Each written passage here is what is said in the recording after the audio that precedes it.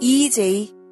Osomona abracadabra, osomona abracadabra, ndenge za kozika, eza kotoka lokola mafuta na nzungu. Osomona, eza lokola mbisi. Bande kunyoso bana somi ya Kongo, osomona abracadabra, ndenge zokende.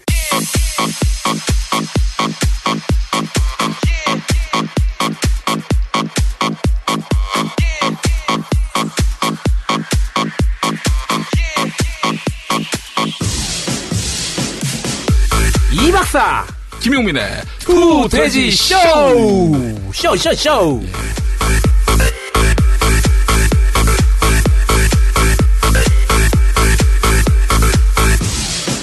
네, 투돼지쇼로 오셨습니다. 아브라카타브라에 오신 여러분들을 환영합니다. 예, 충격적인 댓글이 하나 올라왔어요. 어떤 댓글이요? 우리 이 박사가 인텔리의 향기가 느껴진다.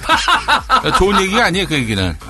이 방송을 뭐 인텔리들이 들으라고 만든 방송은 아니기 때문에 먹물 냄새와 가방끈의 향기가 느껴진다는. 빨리 그저 버려야 돼. 그런 이미지 털어야 그래 진정한 민중의 학자, 민중의 지식인이 될 수 있는 겁니다. 그 와중에 오늘은 또 이화여대에서 있었던 이틀간 학회가 있거든요. 이화여대 갔어요? 이화여대 갔는데 많이 변했더라고요. 학교가. 그걸 나도 올 여름엔가 무슨 행사가 있어서 갔는데 우리 누님이 이화여자대학교를 나왔거든. 그러니까 합격할 당시에 한번 가보고 뭐 축제 때 뭐 동생이라고 또 한번 초대해서 캠퍼스 돌아다닌 그 기억이 있습니다만은 진짜 그때에 비하면은 이건 완전히 기업이 돼버렸어요. 예. 제가 이화여대 개인적으로 안 좋은 추억이 많거든요. 차였구나. 뭐 차인 적은 없는데 그 이화여대 스터디 하러 갔다가 도둑으로 몰려가지고 쫓겨난 적도 있고. 진짜? 아니 유난히 그 여대들이 남학생들 드나드는 거 경계하잖아요. 그나마 그렇지. 제일 덜 경계한 게 이대였는데 갑자기 야 니네 도둑이지? 막 그런 뭐야? 그리고 그냥 기분 나빠서 나가버린 적도 있고. 그리고 진짜 훔친 건 아니고. 그럼요. 아니 그리고 예전에는 이대가 좀 고풍스럽고. 그렇지. 좀 뭐랄까. 그 전통이 있는 그런 그 커다란 대리석 건물들 그런 것들 때문에 분위기가 굉장히 좋았는데 그랬죠. 지금은 무슨 이대 동문 사모님들이 얼마나 돈을 많이 쏟아부셨는지 모르겠지만 무슨 그 고풍스러운 건물들 앞으로 무슨 별의별 건물들이 다 들어서 있고. 사모님만 있는 게 아니지. 이대 출신의 훌륭한 기업인 정치인 얼마나 많은데요. 많죠. 근데 그 이대 동문이신 분한테 얘기를 들어보니 이대 사위들의 밤이라는 것도 있대요. 이대 사위들의 밤. 네, 그러니까 이화여대 동문들의 사위들의 밤 해가지고 그걸 또 따로. 야, 그 얘기했던 누나들이 그게 뭐냐 좀 학교 미쳤어 막 그러더라고요. 이게 이런 거지. 이런 거. 자기들만의 이너서클을 만들고 싶은 거야. 이대 출신의 딸을 둔 사람들이 그 사위들끼리 모이게끔 하는 거죠. 그 사위들이 대체로 어느 학교 나왔겠어? 뭐 서울대, 고대, 연대 뭐 그렇게 나왔겠죠. 뭐 우리가 거기서 주목해야 될 부분은 뭐냐면은 그런 것들을 왜 자꾸 만드냐 이거야. 그렇죠. 강남 가보세요. 강남 가보세요. 왜 자기들만의 그 아성으로 만들기 위해서 그렇게 애를 씁니까? 그런 엘리트 의식으로 뭉쳐져서 뭔가 차별과 구분을 지으려고 하는 그런 행태들. 난 그걸 경멸합니다. 물론 내가 사실은 명문대 아닌 학교를 나왔기 때문에 뭐 그런 자격지심에서 그런 얘기를 할 수도 있겠지만은 어디든 마찬가지입니다. 세상의 모든 것들이 우열을 가질 수 있는 기준을 뭐 학벌로 혹은 뭐 나이로 지식으로 뭐 혹은 재산으로 이게 구분 지으려고 하는 것은 아주 유치한 잣대라고 이 사회가 그렇게 인식을 해야 된다는 거죠. 이 보수 정권 들어서더니 뭐 계속 그런 정말 낡고 유치한 과거의 잣대를 갖고 사람을 평가하는 그런 식의 잣대가 생겨나서 너무나 안타깝습니다. 아니 초중등학교 때 공부한 것이 결과로 나오는 게 어떻게 보면 수능이잖아요.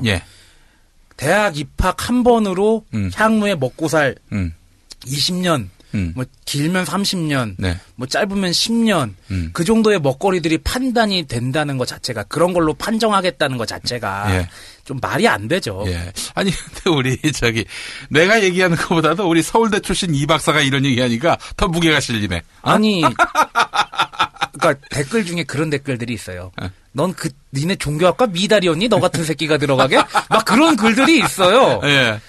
참 난 그런 댓글 쓰는 인간들이 더 불쌍해요. 물론 이제 안에서도 그런 케이스들이 가끔 있긴 해요. 아니, 그럴 네. 때는 그래 맞다 이들아 이러면서 같이 웃어줘야지. 아니, 거기에 그 분개하면 어떡해. 아니, 댓글을 다는 사람들에게는 그렇게 대놓고는 그렇게 반응하지만 속으로는 에라이 병신아 전 그렇게 보는 거죠. 아니 근데 실제로 제가 느끼기에 서울대학교 안에서는 학과야 별로 그렇게 쟤는 어느 과, 쟤는 어느 과, 쟤는 공부 못했네 그런 거 대놓고 별로 구분 안 해요. 네. 왜냐면 다 탑 클래스니까. 자, 오늘 그 본론으로 바로 들어가겠습니다. 그동안 우리가 너무 개신교 얘기만 해가지고 개신교만 종교냐 이런 분들이 있었습니다. 불교 얘기를 명량 한 번 했나요? 그렇죠. 예, 그 외에도 뭐 자기 근데 사실은 우리가 천주교 불교보다 개신교가 더 화제가 될 수밖에 없는 이유는 천주교나 불교는 교파가 뭐 몇 개 없잖아요. 천주교는 교파가 없고 없죠. 공식적으로. 그리고 불교 같은 경우에는 교파가 여러 개 있지만 워낙에 조계종단이 큰 교파를 큰 점유율을 보유하고 있기 때문에 아무래도 조계종의 움직임에 따라서 불교가 많이 움직인다는 얘기가 많죠. 그렇죠. 뭐 물론 이 얘기를 듣는 진각종이라든지 천태종에서 불만을 가질 수도 있겠지만 그러니까 이제 이것이 별로 그 타종교를 얘기했을 때, 그냥 타종교라면 개신교 아닌 다른 종교를 얘기했을 때 흥행이 잘 안 되는 이유입니다. 그렇죠. 개신교는요 정말 기가 막힌 월드입니다. 그렇죠. 그렇잖아요. 아니 성추행해놓고 아직도 목회를 하고 있어요. 자식 세습해놓고도 뭐 고개를 번듯하게 들고 다니고 말이죠. 오늘 또 개신교 목사들이 빵빵 터지는 얘기 많이 했더라고요. 저기 김용민 국장님 페이스북 보니까 북한이 침공한다. 12월에 박근혜 암살당할 거다. 공군 소장 출신인가 누가 뭐 그런 얘기 분당에서 하고 다녔다는 얘기도 있고. 뭐 하여간 개신교 신자들 일부가 굉장히 좀 우경화된 사상이 너무 도가 지나쳐서 많은 유언비어를 막 퍼뜨리고 다니는. 모르는 걸 너희에게 알려줄게 할 때 이게 먹어줍니다. 개신교에서는. 그렇죠. 뭐 신령한 은사, 신령한 뭔가 그 예지력, 뭐 이런 것이 있다. 뭐 그런 걸로 사실은 그 사람이 먹어주는 면이 있죠. 영성단체 중에 합이람이라는 단체가 있는 걸로 알고 있거든요. 하나님의 비밀을 아는 사람들. 아주 동서남북의 비밀 퍼뜨린 데 있다고 내가 이런 얘기 해줄게. 그러고 다니는 사람들이 되게 많은 것 같아요. 어떤 목사는 말이죠. 내가 점지해준 땅 딱 거기를 샀더니 대박이 나더라. 뭐 그런 것들 하나에 신앙 간증처럼 하는 교회도 있고요. 지난날에 은사가 생각이 되었습니다. 처음 제가 교회를 부임한 곳은 김포군 양촌면 하군 1위에 부임을 했는데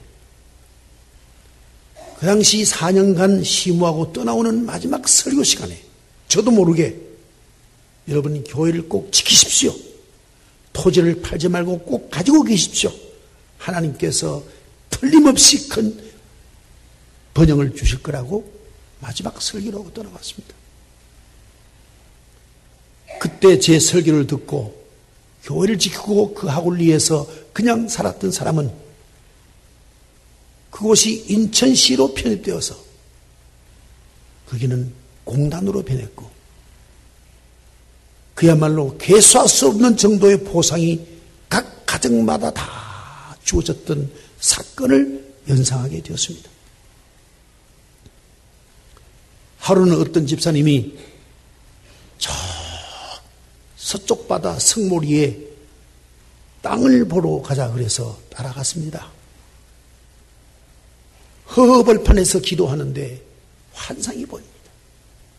땅이 아니라 금으로 되어 있었습니다. 그 후에 집사님이 그 땅을 사지 않는다고 하시기에 제가 돈을 빌려서 그 집사님과 또 다른 집사님이 그 땅을 사도록 만들었고 얼마 후에 바로 그 땅에 온천이 터져서 아마 잘 모르겠습니다만은 매입한 가격과 현재 가격은 비교가 안 될 정도로 값이 올랐을 것입니다. 어느 날 새벽에 그 은사가 생각이 나서 교회를 살리는 길은 은사를 쓰는 길밖에 없다 생각을 하고 제가 부동산을 사고 팔고 한 일을 했습니다. 아마 그 일을 하지 않았다면 현재 교회가 존립할 수 없을 것입니다. 이상하게도 꼭 교회가 돈이 필요하면 값싸게 사놨던 땅값이 오르고 아파트값이 올라서 그걸 또 팔게 되고 꼭 그 시간에 현금으로 들어오도록 했던 기적적 사건이 한두 번이 아니었습니다. 성도들에게 헌금을 강요하랴 헌금을 많이 내도록 하는 목회 기술을 부릴까? 짐을 성도들에게 넘길까? 아니면 깨끗하고 복음적 목회만 하고 속된 짐을 내가 질까? 둘을 놓고 판단할 때 제가 지는 것이 옳다고 판단을 했습니다. 그러므로 저희 교회 강단은 한 번도 기복신앙 설교는 해본 일이 없으며 성도들에게 헌금 강요를 하는 설교는 한 번도 해본 일이 없으며 심지어는 11조 이야기까지도 해본 일이 없이 순수 복음만 전하는 일이 저에게는 생명보다 소중한 금보다 귀중한 일이었습니다. 목사예요? 점쟁이에요? 그러니까 바로 그런 거야. 예. 그러니까 점쟁이에 대한 그런 수요가 있잖아. 예. 우리 사회에. 예. 뭐 대학로 가보면 뭐 포장마차로 이렇게 해서 사주 봐주는 그런 일들도 많고요. 그게 왜 먹히겠어? 그것도 일종의 다시 종교성이라고요. 그렇죠. 뭐 개인의 의지로 이 삶을 지탱하기 힘든 사람들이 나의 운명, 미래에 대해서 관심을 가질 수밖에 없다고. 점치시는 분들, 역술인들 찾아가는 거죠. 자, 그런데 교회에서는 그런 점을 보시는 분들, 역술인들 맹비난을 하죠. 예. 사입이라고. 그래놓고 지들도 그렇게 하는 거지. 똑같은 행동을 하는 거죠. 그렇지. 봐봐요. 그 기복주의 아니야, 기복주의. 그것도 일종의. 네. 그러니까 뭐 다른 종교가 다 뭐 샤머니즘에 물들었다느니 지들도 그렇게 해가지고 뭐 무슨 입시철만 되면은 무슨 수험생들을 위한 얼마 안 남았네요. 예. 다음 주네요. 예. 뭐 전날에 천주교에서도 미사 그냥 거행하고 수험생 미사 같은 거 하고 있는데 그게 다 나쁘다고 말할 수 없는 게 앞에서도 말씀드렸지만 향후에 10년, 20년을 결정하는 게 그 수능 한 번인 게 물론 사회가 잘못되긴 했지만 예. 그래도 그 시험을 잘 보긴 해야 될 거 아니에요. 당장에 그 제도를 개선하지 못하면. 그렇죠. 그래서 뭐 교회에다 뭐 특별 헌금을 낸다든지 뭐 이런 그 수능을 고리로 해가지고 목사들이 신앙 대목으로 이렇게 삼는 일들 이런 일들이 비일비재하다는 거죠. 예. 뭐 사실 뭐 개신교만 그렇습니까? 불교도 마찬가지죠. 불교는 없을 무자 무의 철학을 지향하는 건데 그냥 입시철만 되면은 팔공산 꼭대기 보세요. 뭐 어마어마하게 사람들이 올라갑니다. 그리고 천태종 본사님 구인사에서는 예. 수험생들을 위한 수험생 부모님들이 100일 전부터 철야로 관세음보살을 독경을 하는 네. 100일 기도도 봉행하고 그런다고 그러더라고요. 예. 근데 그 종교라는 것이 예. 결국에 인간의 치명적인 한계가 태어나자마자 예. 죽음을 향해 달려가는 거 아닙니까? 그렇죠. 그리고 인간이 미래를 알 수가 없잖아요. 네. 그 근원적인 불안감을 해소해주는 역할이 종교가 하는 역할 중에 하나라고 생각을 해요. 네. 근데 그 근원적 불안감을 해소한다는 명목으로 사람들에게 평화와 안정을 줘야 되는데 더 이상한 환상을 심어주는 경우가 많다는 거죠. 그렇죠. 무슨 아까 말씀하신 대로 어디 땅 사면은 대박 날 것이다. 예. 나를 따르면은 뭐가 어떻게 될 것이다. 이제 그런 게 왜 목사들이 그런 줄 알아요? 그렇게 하면 자기 우러러보거든. 권위가 생기거든. 새해 첫날에 막 뽑기 형식으로 뭐 하나 딱 뽑으면은 그 해의 말씀이 되는 거야. 포춘 쿠키야? 네? 예. 중국 빵인가 떡에 전병에 보면은 한 입 씹으면 그 안에 종이 쪽지 나오고 네. 운명 같은 거 가르쳐 주는 걸 포춘 쿠키라고 그러잖아요. 네. 아니 무슨 교회가 포춘 쿠키 나눠주는데도 목사님이 아니고. 이제 그걸 뽑아서 주는 거야. 그러면 하나님의 대리자인 목사님이 나에게 주신 말씀이다 해가지고 물론 그 취지를 좋게 보면 좋게 볼 수 있겠지만은 그 얼마나 유치합니까? 네. 아니 맥락도 없이 그 한 구절 갖고 1년 동안 붙들라? 그렇죠. 아니 차라리 이 방송을 들으시는 개신교, 천주교, 불교 신자 여러분 매일마다 한 구절씩 그 경전을 읽으세요. 그게 낫지. 아니면은 눈 감고서 아무데나 쫙 펼쳐가지고 딱 읽어보면 그거랑 뭔 차이가 있어요. 혼자서도 할 수 있는 건데. 그러니까 그 성서는 또 혹은 뭐 다른 경전도 마찬가지입니다. 그 경전을 한 절만 갖고 다 그것만 뭐 교훈을 삼는다든지 신조화한다든지 그러면 안 됩니다. 전체적인 맥락 또 역사적인 그 흐름 이런 것들을 다 짚어보고 판단을 해야지 판별을 해야지 또 그 시대가 뭐 시대가 날마다 바뀌잖아요.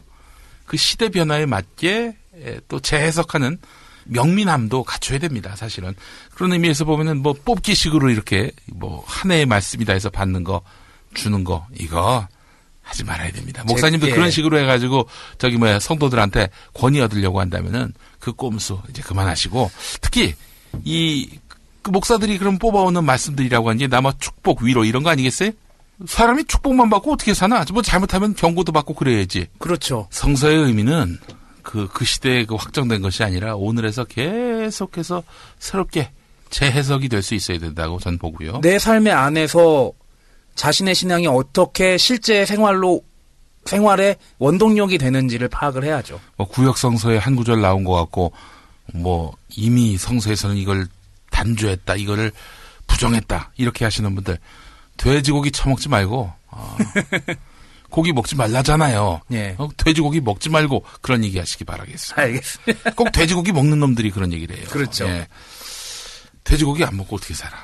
어우, 100만인의 단백질 제공원인데 예. 가장 값싸게 단백질을 제공할 수 있는 예. 닭 이외에 삶의 의미가 사라집니다.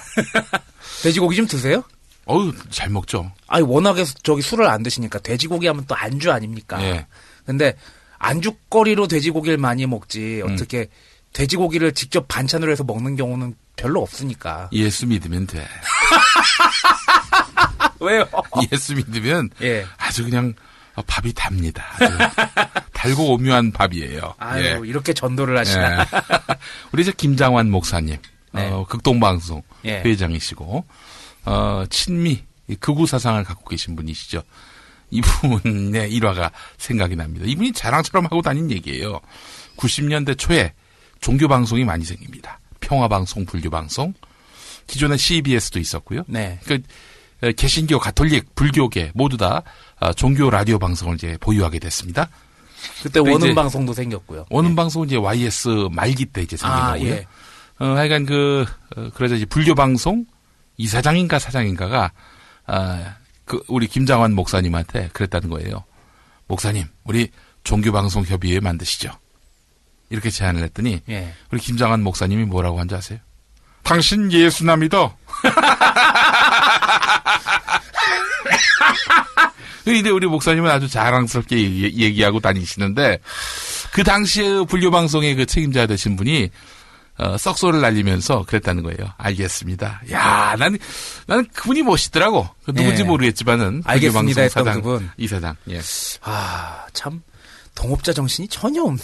네. 그리고 불교를 종교라고 인정을 안 하는 거네요. 본론으로 바로 예. 들어가도록 하겠습니다. 자, 오늘 얘기는 뭡니까? 오늘 이 박사가 준비하셨는데. 지난주에 저희가 그 종교개혁 몇 주년이었죠? 몰라. 하여간 종교개혁 기념일을 맞이해서 숫자에 약해. 종교개혁 기념일을 맞이해서 종교개혁에 관한 얘기를 했는데 그때 경쟁이 붙었던 게 바로 10월 27일 12.7 범난에 관한 얘기였습니다. 범난.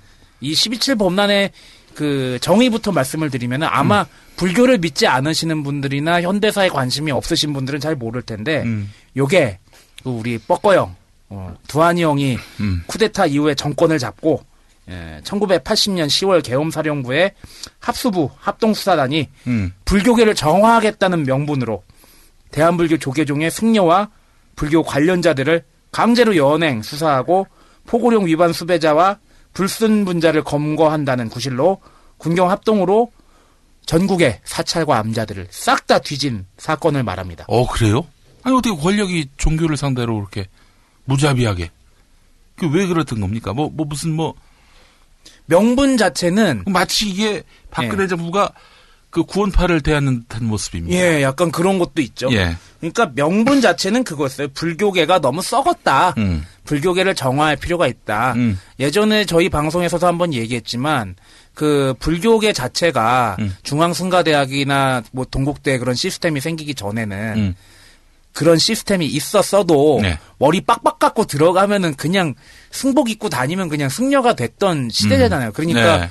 조직폭력배라든지 범죄자들이 많이 절로 숨어 들어가는 케이스가 많았죠. 네. 이제 그런 것들을 핑계로 불교계에 대해서 정화를 해야 된다는 그런 명분을 가지게 된 거죠. 그러니까 신군부가 그 명분을 가지고 전국에 있는 사찰들을 다 뒤져가지고 예. 전국의 암자 5,731군데가 예. 32,076명의 군경 합동병력에 의해서 거의 뭐 일개 사단급 모르겠는데 굉장히 많은 인력들이 동원돼서 전국에 있는 사찰이 싹 뒤집어 엎어진 거죠.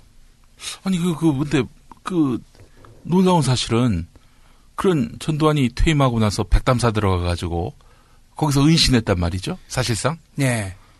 불교계가 전두환 하면 치를 떨 텐데. 그러니까 그 불교계도 둘로 나눠져 있었죠. 아, 그래요? 네. 그러니까 불교계 일부에서는 좀, 지난주에도 말씀드렸지만, 이승만 대통령 뭐 지지했다가, 뭐 나중에 좆된 케이스도 있었고, 이때도 마찬가지죠. 저기, 그 신군부 쪽에서 자꾸 우리말 들으라고 했을 때, 내내하고 따라온 팀도 있고, 예. 절대적으로 저항한 팀도 있었는데, 절대적으로 저항한 팀이 굉장히 많이 당했죠. 근데 이 계획 자체가 예. 뭐 굉장히 전부터 준비가 되어 있던 상황이었습니다. 이게 뭐냐면 4.5 계획이라는 거였는데 예. 1980년 10월 27일에 범란이 일어났는데 요거를 6월부터 기획을 한 거예요. 그 계획명이 4.5 계획이었어요. 이 권력이 덫을 놓고 이렇게 범란을 유도한 예. 거군요. 그때 신군부의 인식을 딱 알 수가 있었던 게 예. 4.5 계획의 목적을 보면 정부가 주체가 돼서 불교의 호국사상을 부양시켜 국가에 참여하도록 유도하고자 하는 것이 그 4.5 계획의 목적이었습니다. 네. 이게 보면은 뭐 호국불교 얘기는 뭐 불교 자체에서도 많이 나오는 내용이긴 하지만 예. 호국불교 사상을 막 들쑤셔가지고 우리말 잘 듣게 하는 그런 불교를 만들어내겠다는 일제강점기 때 그런 모습들과 매우 유사한 행태를 보이고 있는 거죠. 예. 참. 이건 거기다가 예.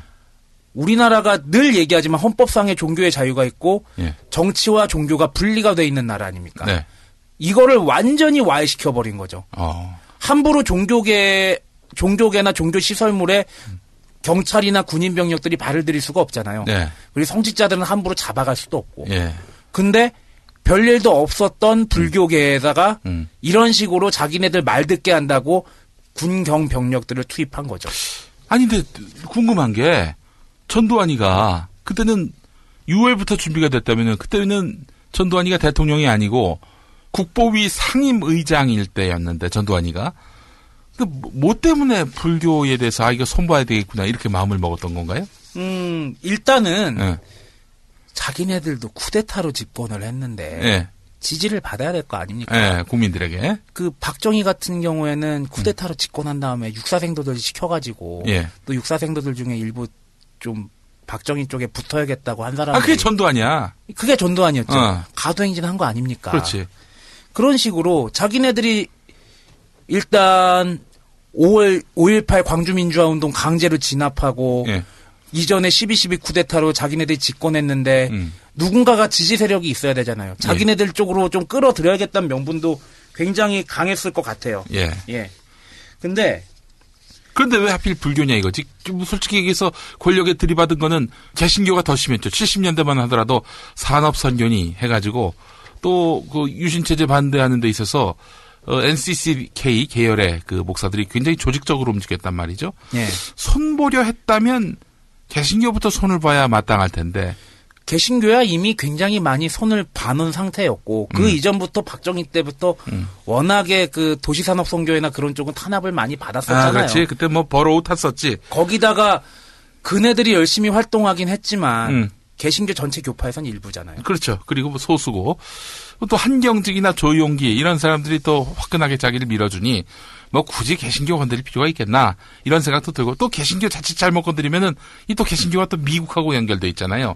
이 자기가 쿠데타 일으켜가지고 미국하고의 어떤 관계 이게 굉장히 묘연했다고. 그래서 이래저래도 미국 눈치를 봐야 되기 때문에 개신교 건드리기는 뭐 상당히 좀 그랬고 자기들한테 부담이 됐던 거겠지. 그리고 이미 말들은 잘 듣기 시작했고 개신교 최대 교파들에서는 그리고 불교 같은 경우에는 불교가 그러면 뭐 당시 전두환한테 뭐 저항할 태세가 있었어요? 때려잡아야 되겠다 하는 뭐 그런 필요성을 느끼게 한 뭐 모종의 움직임이 있었어요? 당시 정부 보고에서 네. 그 신군부가 가톨릭이나 일부 기독교 세력들이 아까 NCCK 같은 그런 세력들이 예. 현재 체제에 반대하는 좌경 세력, 불순분자 세력, 노동운동의 핵심으로 규정이 되고 경계를 하고 있었는데 네. 불교계에 대해서는 이렇게 강력하게 저항하진 않지만 이러한 움직임에 지지하면서 타종교의 움직임에 동참할 가능성이 있다라는 경고가 그때 당시 신군부 사이에서 보고가 들어온 거예요. 그러니까 사전에 이걸 때려잡아야겠다라는 심정으로 이 12.7 범란이 일어난 거죠. 그러니까 선제 타격을 했구만. 그렇죠. 선제 타격. 예. 그래가지고 그로 인해서 이제 아까 얘기했던 4.5 계획 같은 것도 생기고 그랬던 거죠. 그렇게 해서 이제 12.7 범란이 일어나게 됐다는 건데 12.7 범란 어떤 형식으로 일어나게 된 거예요? 일단 12.7 범란이 일어나기 전에 불교계 상황도 좀 얘기를 해야 될 것 같은데 예. 불교가 단초를 제공한 게 있습니다. 불교 정화의 명분을 제공한 게 뭐냐 하면은 이 불교가 골 때리는 게 법맥이란 게 이어지잖아요. 법맥? 예, 그러니까 석가모니에서부터 이어져 가지고 한국 불교 쪽으로 법맥이 내려오는 그 법맥이 있는데 교황이 내려오듯이 그렇게 내려오는 게 있어요. 근데 가톨릭 같은 경우에는 교황이 행정권까지도 다 잡고 있잖아요. 종단 내 행정권까지. 예. 근데 불교에서는 종정이라고 해가지고 대한불교 조계종에서 그 종단의 신성함을 상징하는 직위가 있거든요. 종정이라고. 예. 종통을 계승하고 불교계 최고 권위를 가지고 있는 종정이라는 직위가 있고 그리고 총무원이라는 직위가 있어요. 예. 비유하면은 대통령과 국무총리 혹은 국왕과 총리 왜 입헌군 주제 같은 나라에서는 국왕이 있고 그리고 총리가 또 있잖아요. 프라임 미니스터가. 그런 거랑 비슷한데 이 종정이 대장이 돼야 된다는 파와 총무원장 중심으로 불교가 돌아가야 된다는 파가 굉장히 많이 충돌을 해가지고 그래서 총무원장을 선출해가지고 개운사라는 절에다가 총무원 간판 걸어버리고 그래서 조계사하고 3년 동안 법적 시비를 벌이기도 하고 그랬었어요. 이런 식으로 불교계에서 내분이 일어나니까 오케이 신군부에서는 요때가 기회구나 해가지고 바로 요 틈을 이용해서 12.7 범란을 일으켜 버린 거죠. 그러니까 범란의 그 양태는 절에 쳐들어가가지고 막 폭행하고 체포하고 구금하고 고문하고 심지어는 그 유명한 대학교라고 우리가 장난삼아 얘기하는 함부로 얘기해서는 안 되지만 삼천교육대에도 승려들을 굉장히 많이 보냈다는 증언들이 있습니다. 그 무시무시한 교대 삼천교육대. 그리고 또 이게 굉장히 종교적으로 종교의 신성함을 무시해버리는 사태가 뭐냐면은 불교계가 보통 불교가 새벽 예불을 새벽 4시에 하거든요. 새벽 예불 하기 직전에 여기를 들이닥친 거예요. 그래가지고 사람들 혼비백산하고 그럴 때 정말 새벽에 급습을 해가지고 새벽 예불도 할 수 없게 만들고 이런 식으로 사태를 진행시킨 거죠. 종교 탄압이네, 그건 명백한 종교 탄압이죠. 그래서 헌법에 위배가 됐던 거고요. 그래서 계엄 당국에서 12.7 범란으로 사람들을 잡아다린 다음에 그때 당시 체포한 인원이 연행한 승려가 153명인데 이 가운데서 수사 결과에 따라 18명을 입건했고 승려 18명 입건했고 32명은 불교정화 중흥위원회라는 곳에서 자체 징계를 하게끔 넘겼다고 합니다. 당시에 종교비리의 대표로 수사와 언론의 표적이 됐었던 사람들이 총무원장, 도선사와 대각사의 주지들이 있었는데 전부 무죄로 석방됐고 그리고 총무원장 잘못했어요 고소한 사람이 무고죄로 대래 고소를 당합니다. 그래서 실형까지 살아요. 그리고 전국을 사찰을 강제 수색했는데 그 근거가 뭐였냐 하면은 불교계에 불순분자가 있다라는 그 이유도 있었거든요. 간첩들과 내통하는 놈들이 있다. 불순분자 그 말도 참 웃겨요.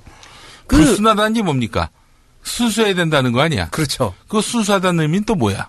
순수하다는 의미는 대한민국의 자유민주주의에 그리고 신군부 정권에 권력자한테 대들지 말라는 의미겠죠.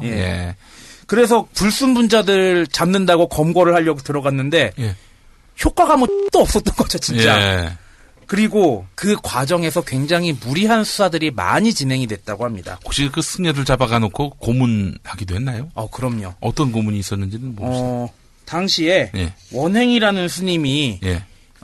이 고초를 겪으신 분이 있었는데 그분이 기고한 글을 보면은 한번 읽어보겠습니다. 예. 월정사의 오래된 신도 열애장 보살은 착하다. 열애장 보살이란 거는 그 보살님 하면서 그 사찰 암자 내에서 일해주시고 도와주시는 그 여자분을 말하거든요. 예. 열애장이라는 법명을 가지고 있었던 것 같아요. 예. 이 착한 보살의 군인 아들은 내 목에 권총을 겨누고 나를 원주시 태장동 천일공사 대공분실로 끌고 갔다. 어허. 태장동은 제가 고등학교 때 살던 곳입니다. 아, 태장동. 예. 태장동에 36사단 있잖아요. 예. 36사단에서 내가 신병 교육을 받았지.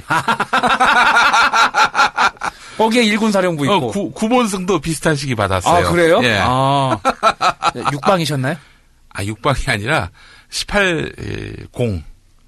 공근이라고 들어보셨나요? 공익근무요원? 공익근무요원. 태초의 공익요원이었어요. 아, 그래요? 예. 18개월만 했나요?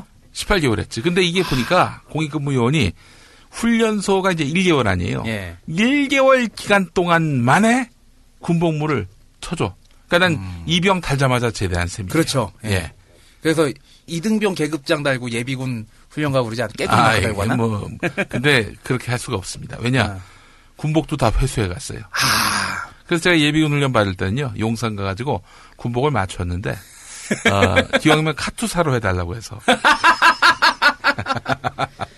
이 내용이 되게 좀 슬픈 내용인데 이렇게 웃으면 안 되는데. 예. 자, 보통 천일공사라는 이름을 많이 붙이더라고요. 천일공사. 예, 특히나 그 군내 대공 업무 담당하는 기관들에서 그 유령기업 같은 거 세워가지고 하잖아요. 네.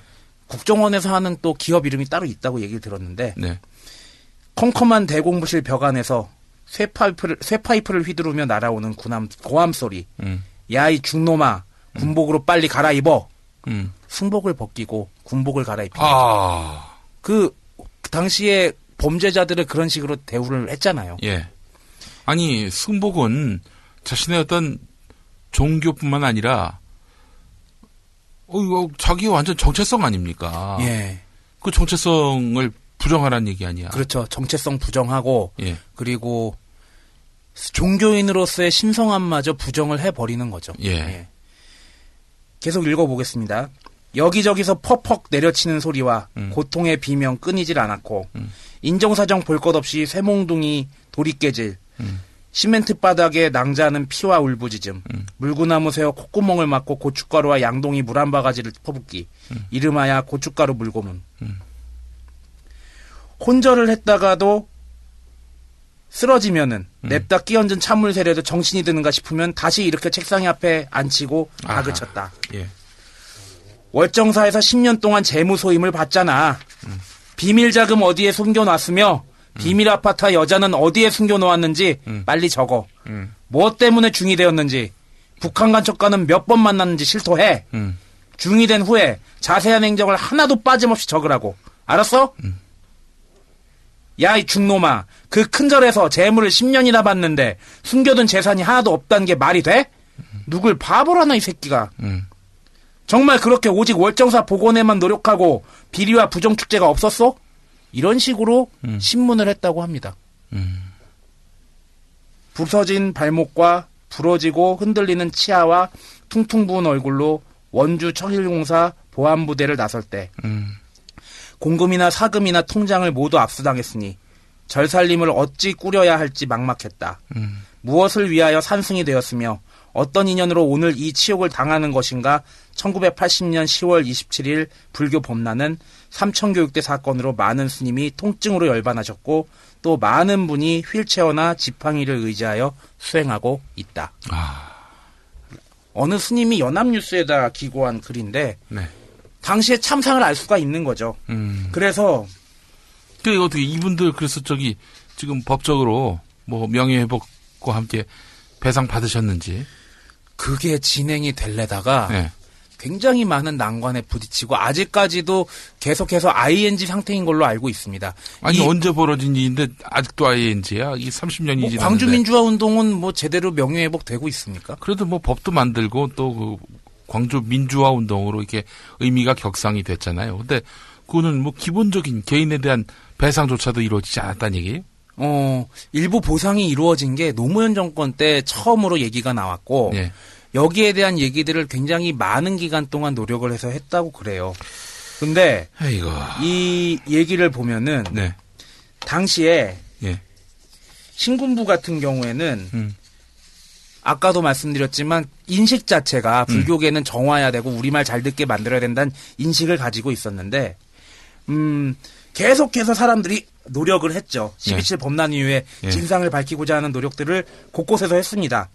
1980년 11월 22일에 한국대학생불교연합회 산하 12개 대학생들이 12.7을 법난으로 규정해서 최초로 성명서를 발표했고요.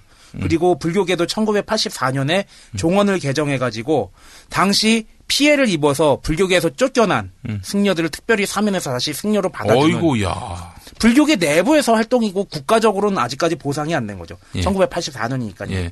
그리고 1985년에서 1987년에는 굉장히 많은 걸기대회도 있었고 우리나라에서 또 굉장히 법맥상 중요한 위치를 차지하고 있는 절이 해인사거든요. 해인사, 그렇지.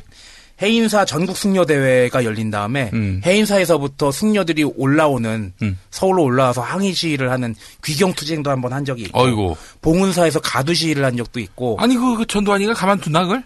그거 다 진압했죠. 탄압하고. 그러면 이거 보니까 84년 그 무렵이면은 이건 뭐 서슬퍼럴 때죠. 서슬퍼럴 때였는데 전두환이가 전두환이 시대에 그러니까 그때는 광주 민주화 운동에 기억자도 못 나왔어요. 그렇죠. 그 사실을 알리기 위해서 그 수많은 사람들이 미모나온 점거하고 그렇지. 그리고 분신하고 그랬던 거 아닙니까? 그래도 신문에 단 한 줄도 안 나오고. 불교계에서는 12.7 법난이 일종의 광주 민주화 운동과 같은 그런 상처가 됐을지도 몰라요. 물론 아니, 전두환의 그 치부기도 하지 그런 게. 그래서 그 광주 민주화 운동 얘기가 나와서 그런데 그 아주 흥미로운 일화가 있습니다. 82년에 프로야구가 개막을 하죠. 근데 5월 18일이 다가옵니다. 근데 5월 18일에 광주 무등 경기장에서 해태 타이거즈의 경기가 있는 거예요. 그래서 당시 광주에 어떤 소문이 났냐면은 광주 5.18를 기억하는 시민들이 소복을 입고 야구장에 올 것이다. 중계방송을 하면은 내야에 외야에 소복을 입은 사람들이 앉아 있어봐요. 얼마나 또 당시에 또 프로야구 잔뜩 중계했잖아요. 근데 사실은 그게 이제 실현이 되진 않았지. 실현이 되진 않았는데, 근데 이제 이듬해죠. 이듬해에 해태가 우승을 합니다. 잠실에서 이제 우승을 하는데, 그때 우승하고 나서 이 잠실 야구장에서 목포의 눈물이 재창이 되는데, 와, 그 진짜, 그때는 몰랐는데, 이제 와서 다시 그 필름을 보니까 눈물이 나더라고. 얼마나, 목이 메네, 내가. 그분들에게서는, 이게 스포츠가 이렇게 사람들의 눈과 귀를 흐린다, 이런 말은 있지만, 어떻게, 이 광주의 한을 풀 수 있는 유일한 방법은 그거밖에 없었던 거죠. 오히려 스포츠를 통해서, 한과, 카타르시스를 느낀 거죠. 그렇죠. 해태 이런 게 아니라 목포의 눈물을 흘렸다. 그러니까 해태 타이거스가 이 전라도민들의 어떤 감정이입이 되는 대상이 된 거예요. 근데 이 과정에서 우리가 지금 잘 생각해 봐야 될 것이 또 1988년에 노태우 정권이 들어섰잖아요. 그리고 이제 50 청문회가 시작이 됐잖아요. 그리고 나서 한참 동안 이 책임자 처벌 같은 걸 요구하는 움직임이 50 청문회 때 당시엔 있었는데, 그 이후에 불교계가 굉장히 많은 내분을 겪습니다. 총무원장 3선 문제라든지, 총무원하고 정화개혁이라는 것이 있었는데, 그 위원회 사이의 충돌이라든지, 이런 일들이 계속 일어나면서 12.7 법난을 제대로 진상을 규명해야 된다라는 목소리를 내질 못했어요. 불교계 역시도. 이게 잘 기억해야 될 게 우리가 지금 범민주 세력이라고 제가 가끔 얘기를 하는데 예. 계속해서 분열을 하고 서로 잘났다고 싸우고 그러고 있으면은 네. 이 땅에 정의와 예. 올바른 정권과 예. 일제 잔재 청산 그리고 비민주적인 비자유민주적인 그런 세력들 수구 세력들 절대 몰아낼 수 없습니다. 그러니까 이제 12.7 예. 12.7 범난 당시에 신군부 전두환이가 그렇게 밀어붙일 수 있었던 것은 불교계의 어떤 파벌이 생겼고 그렇게 해서 이제 자기에게 우호적인 파벌에게 힘을 실어주는 차원에서 상대 파벌을 짓밟는 형식으로 해버렸다. 그랬다는 설도 있고요. 예. 근데 전반적으로는 왜 그렇잖아요. 나라가 분열이 됐을 때 외부에서 쳐들어온다고. 예. 그러니까 누가 옳다 그르다 아니면은 우리 정권의 말을 누가 듣냐 안 듣냐 이전에 그 불교계가 서로 자기네가 잘났네 놓고 싸우니까 요때가 기회다 해가지고 그 틈을 파고들어서 어허. 니네다 우리 말 잘 들어야 돼. 안 그러면 가만 안 둘 거라고 시범으로 빠따를 친 게 12.7 범난이라고 봐야죠. 근데 결국엔 이제 전두환이한테 우호적인 사람도 있었겠구만. 우호적인 사람들 많이 있었죠. 그래서 결국 전두환은 자기한테 우호적인 사람들에게 불교의 여러 가지 그 기득권 헤게모니를 다 안겨줬을 것이고. 그렇죠. 모르긴 몰라도 이후에 마치 조찬기도회가 열리듯이 불교계에서도 변두환 정권의 우호적인 사람들이 굉장히 많았는데 대놓고 혹은 이면에서 굉장히 그 사람들이 불교계에서 헤게모니를 잡도록 많이 도와줬죠. 뭐 그 이후에도 뭐 굉장히 많은 사태들이 일어났잖아요. 그런 분쟁 와중에서 정권이랑 친한 쪽은 계속 이겼을 것이고 그렇지 않은 쪽은 계속 밀려났겠죠. 뭐 전두환이 스스로가 조계종 총무원장 하지. 뭐 머리 모양도 그런 데다가 할 수 있지 않을까? 백담사도 갖고. 근데 예. 전두환이 12.7 범난이 문제가 됐을 때 예. 발을 뺐어요. 나는 범난 절대 몰랐어. 이런 식으로 얘기를 했어요. 왜 나를 끌어들이고 그래? 왜 나만 갖고 그래? 나는 그래도. 전혀 몰라. 그랬는데 예. 1980년 12월 11일 12.7 범난이 일어난 다음에 승려 8명을 청와대를 초청해가지고 문답 형식의 대화를 나눴는데 요때 면담 자료를 보니까 당시 두한이 형이 종단정화가 빨리 종식되어 국민정신계도에 앞장서야 돼.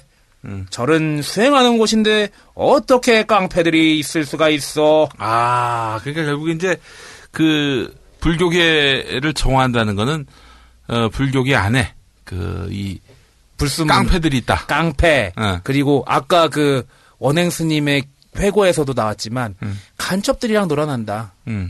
여기 종북 세력, 좌파 세력들이 있다. 정부 전복시키려는 세력이 있다. 그러니까 NCCK와 같은 그런 세력들이 잠재해 있다라고 전두환 정권에서 본 거죠. 그렇군요. 사실은 근데 그 60년대, 70년대 개신교에서 정권 비판적인 운동을 벌였던 분들 보면은 그 북한과는 선을 그었어요. 아무리 뭐 빨갱이 뒤집어 씌우려고 해도 일단 개신교에는 미국의 그림자가 짙게 드리워져 있었기 때문에 이게 뭐 빨갱이라고 말하기 좀 힘든 그런 상황이었던 거지. 그리고 또 한 가지 이 12.7 범난이 일어나게 된 계기가 12.7 범난 사건이 당시에 월주 총무원장이 신군부에 밑보여가지고 송월주. 예. 당시에 굉장히 비우호적이었다 그래요. 예. 그러니까 신군부하고 문화공보부에서 저 송월주 안 되겠는데 이런 식으로 부정적인 평가를 해서 비롯됐다는 얘기도 있습니다. 그 월주 스님은 어떻게 됐어요? 월주 스님 뭐 잡혀가고 난리 났었죠. 그래서 굉장히 고문은 안 당했는데 송월주 스님이 이제 당시 총무원장이었으니까 그랬어요. 아무래도 그 세게 막 이렇게 고문을 하거나 다른 밑에 스님들 아까도 얘기했지만 뭐 저기 삼천교육 때 끌려가고 빙초산 섞은 그 고춧가루 막 코에다 붓고 별 난리가 다 났었는데 김대중 대통령도 사실은 잡혀갔을 때 고문을 당하진 않았어요. 옆에서 자기 측근들이 고문당하는 소리를 측근 또 자기 아들. 예. 아휴 그래가지고 이렇게 말을 안 들어가지고 총무원장이 말을 안 들으니 뒤집어 엎어야죠. 그렇다면 반대로 그게 얘기하면 제일 컸구만 그게. 예. 말을 안 들으니까. 그렇죠. 근데 이 개신교회 수장인 또 한경직과 또 거대 교회의 목사인 조용기는 뭐 적극적으로 전두환을 밀어주고 있으니 여기 뭐 특별히 미워할 일은 없을 것이고 괜히 또 소그룹인 이란 그 교회 내부의 민주화 운동 세력들 괜히 건드려가지고 긁어 부스럼만 날 것 같으니까 예. 안 건드렸구나. 예. 아니 근데 사실은 다른 맥락이긴 합니다만은 이게 다 저기하고 많이 비슷해. 이승만 시대 이른바 외색 불교를 예. 정리한다고 해서 예. 또 이승만이가 손댔던 게 있었잖아요. 그렇죠. 지난주에 얘기했었죠. 네, 뭐 좀 다시 한번 얘기하자면은 예. 대처승이 한 90%고 비구승이 그 나머지인데 결혼 안 한 승려들이. 예, 예. 대처승이라 하면 이제 결혼한 승려들. 네. 근데 결혼한 승려들은 대체로 보면은 이게 그 일제 시대의 잔재라는 거죠. 그렇죠. 승려가 워낙에 결혼했다. 일본에서는 예.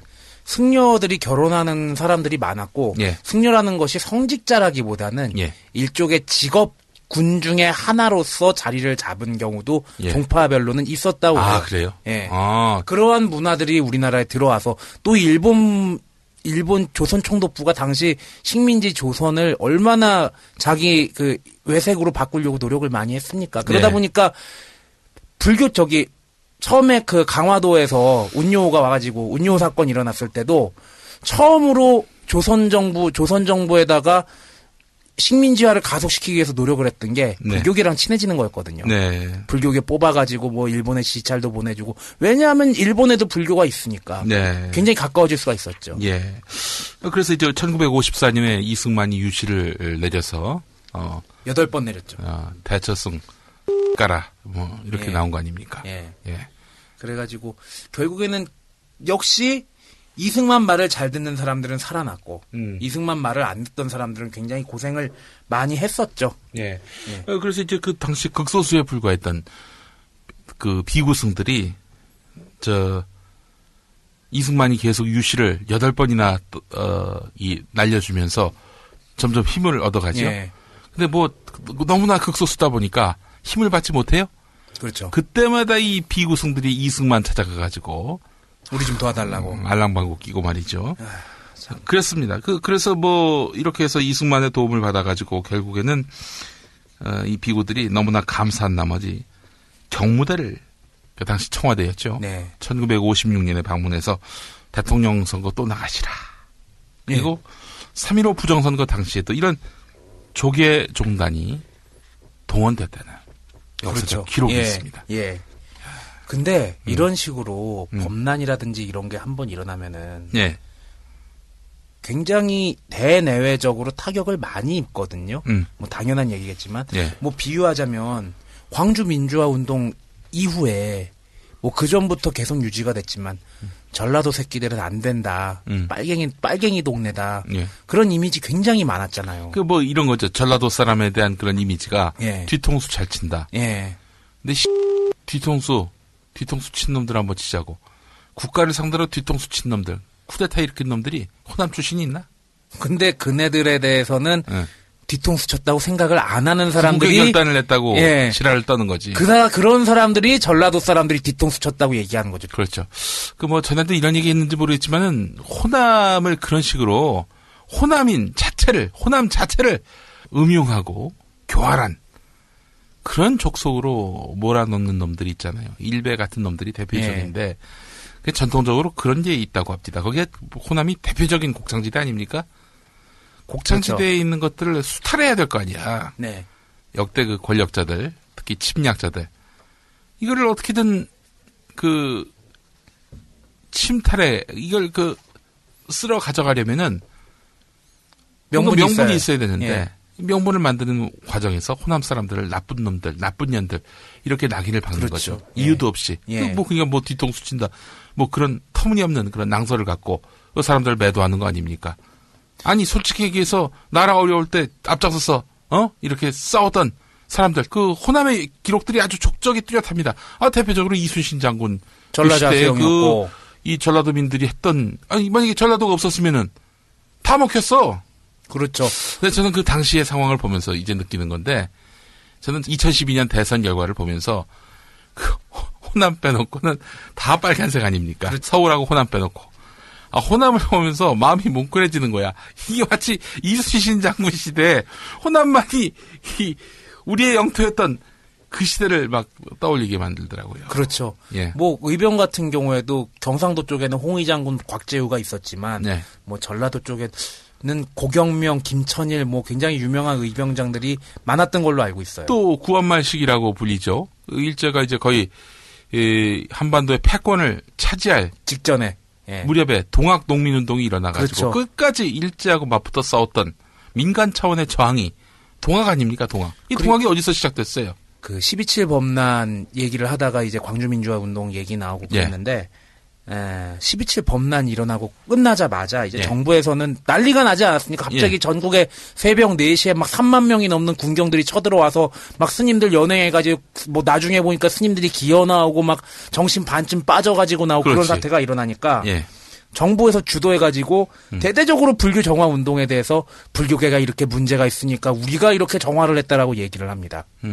특히나 이놈의 혐의사실 유포 계속 불교 쪽에 빨갱이가 있을 거예요. 혹은 불교 쪽에서 돈을 많이 착복을 했어요. 얘네들 여자 끼고 살아요. 얘기들 자꾸 혐의 사실만 자꾸 유포를 하다 보니까 결과적으로 마치 전라도 사람들이 부정적인 이미지가 심어졌듯이 그때 당시에 불교계에 대해서 일반인이나 불교계 스스로 그 내부적인 사람들도 굉장히 불교계에 대해서 혐오하는 마음이 생겼다라는 주장도 있습니다. 근데 이게 민주화 운동과 뭐 80년대 민주항쟁과 뭐 그런 것들을 거치면서 12.7 범란이 명예가 어느 정도 회복이 됐는데 12.7 범란에 대한 그 보상과 관련된 법률이 기한이 끝나버렸습니다. 그리고 노무현 정권 때 그 12.7 범란에 대한 진상을 규명하기 위해서 뭐 과거사 정리 뭐 그런 위원회라든지 그런 것들이 많은 활동을 했는데 이후에 정권에서 이 12.7 범란에 대해서 무슨 뭐 기념관 같은 거 세워야 된다 그런 얘기 나오니까 뭐라고 했느냐? 12.7 범란은 사망자도 없고 피해의 정도가 경미한 수준이었다. 사망자가 있어야 되나 그럼? 그런 얘기죠.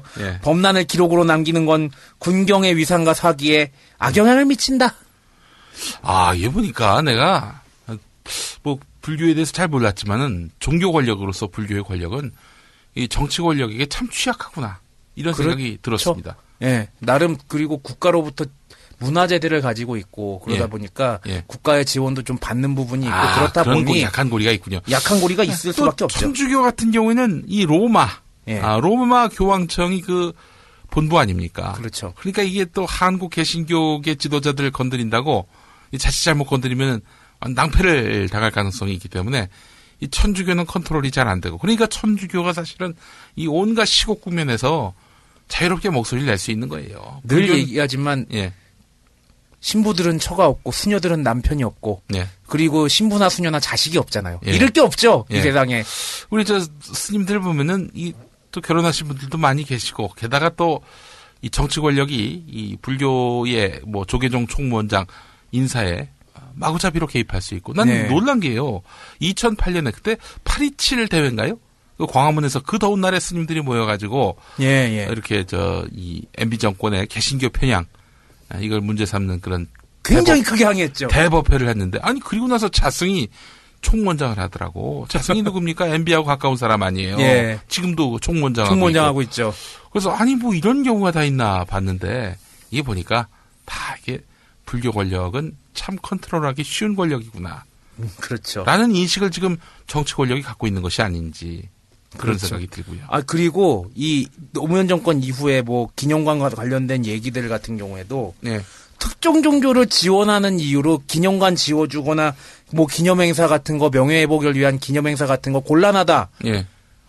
자기네들은 정치가 종교에 개입해가지고 종교를 쑥대밭으로 만들어 놓고 막상 그렇게 피해를 입은 거에 대한 명예회복을 위한 그런 기념관 같은 걸 만들어 달라는 얘기에는 특정 종교만 지원할 수 없다. 이런 식으로 얘기를 하는 거죠. 이게 무슨 내가 하면 로맨스 남이 하면 불륜 이런 것도 아니고 그래서 결론적으로 12.7은 기념할 만한 사건이 아니라고 전 정권에서 얘기를 했습니다. 아이고 안타깝습니다. 솔직히 얘기해서 저는 그 권리는 정한 만큼 찾을 수 있다라고 봅니다. 불교계가 그동안 뭐 정치 권력의 입안의 혀처럼 그런 태도를 보이다 보니 뭐 결국 그에 합당한 대접을 받고 있는 것은 아닌지 하는 생각도 들고요. 오히려 불교 신자들이 좀 정의롭게 움직인 경우들은 아까 뭐 전국 대학생 불자연합이라든지 뭐 그런 데서도 많이 활동을 했고 특히나 환경 문제에 관한 한 네. 불교계에서 많은 움직임이 있었잖아요. 예. 그런데 이런 정치적인 쪽에서는 그렇게까지 강력한 움직임을 보이진 못했다는 점이 조금 아쉽긴 하고 예. 아예 없었다는 건 아니지만 예. 그러다 보니까 이렇게 신비칠 같은 사태도 일어난 게 아닌가라는 생각도 조금은 들어요. 예.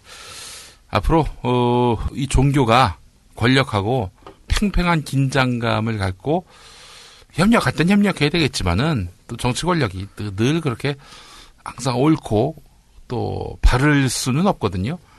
그러니까 긴장 관계를 형성하면서 때로는 할 말하고. 아유 그리고 성직자들도 뭐 이건 비단 불교계만 얘기하는 게 아니라 네. 성폭행했고 네. 돈 떼먹었고 불법 도박했고 네. 뭐 폭력 사태 일어났으면 당연히 세속의 법에 의해서 처벌을 받는 게 당연한 거고 네. 오히려 자기네 종단들 자체적으로 해야 될 일들에 대해서 국가적인 간섭을 받을 땐 강력하게 저항을 할 줄 알고 예. 그렇게 하는 게 참된 성직자들의 모습이 아닌가 생각이 들어요. 예. 다음 주에는 우리가 자살 얘기를 한번 해보겠습니다. 예. 예. 각 종교별로 또 자살은 어떻게 인식하고 있는지 최근에 그 예장통합이라고 장로교의 큰 교단, 이 교단에서 자살과 관련한 어떤 목회 지침서가 나왔어요. 요 이야기들 한번 해보겠습니다. 자살하면 다 지옥 간다. 이게 지금까지 뭐 개신교회 뭐 하나의 어떤 그런 교리, 일종의 교리였죠. 교리가 돼버렸는데, 근데 사실은 자살하지 말기를 바라는 그런 어떤 교훈 같은 지침 같은 거거든요. 근데 자살한 사람 정죄하려고 자살하면 지옥 간다. 이 말은 아닙니다. 물론. 당연한 거겠죠. 그 법이라는 것도 예방 차원에서 있는 거지. 예. 처벌을 하기 위해서 만든 게 아니잖아요. 그렇죠. 그래서 자살은 또 현대 사회에 들어서는 이거는 사회적 타살이다. 이런 얘기도 나오고 있고요. 예. 한번 우리가 다음 주에 자살 문제를 한번 심도 깊게 짚어보도록 하겠습니다. 자, 이 박사님 수고하셨습니다. 예, 고생 많으셨습니다. 네, 다음 주에 뵙겠습니다. 다음 주에 뵙겠습니다. 예.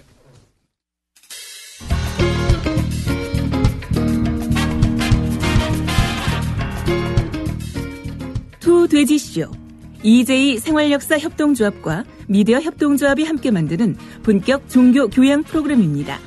철학박사 이종화, 방송인 김용민이 함께합니다. 이 방송은 팀 EJ 팟캐스트에서 듣고 계십니다. 제일 먼저 접하기 원하시면 매주 수요일 0시 국민라디오에서 만나실 수 있습니다.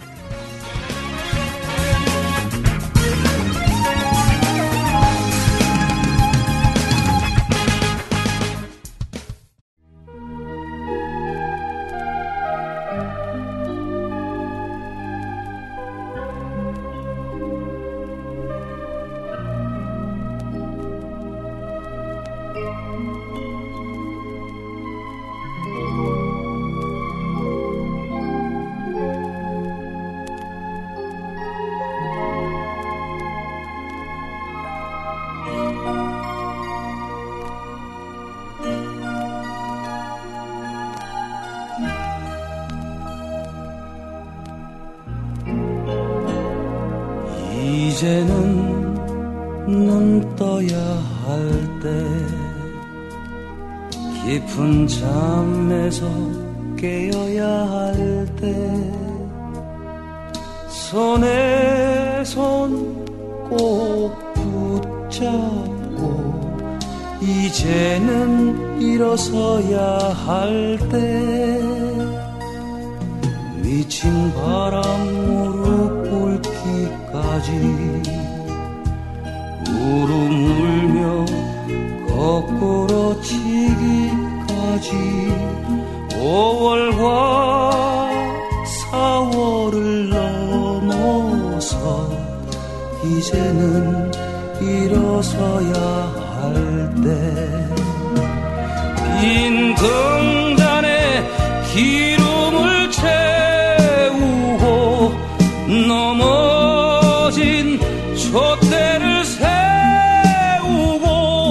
이 무서운 어둠 나라에 불 하나 밝혀야 할 때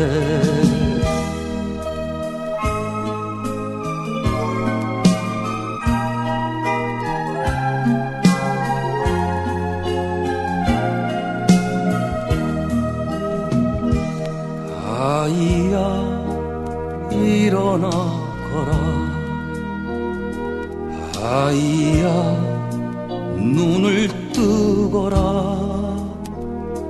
언제까지 잠만 자려는가. 고운 개꿈만 꾸려는가. 자유와 평등의 종이 무땅에 크게 울리기까지 술 취한 역사를 넘어서 이제는 일어서야 할 때 님은 오늘도 십자가를 메고 어느 골목을 서성이는지 이 혹독한 겨울나라에 봄은 어디쯤 왔는지 이 혹독한 겨울나라에 봄은 어디쯤 왔는지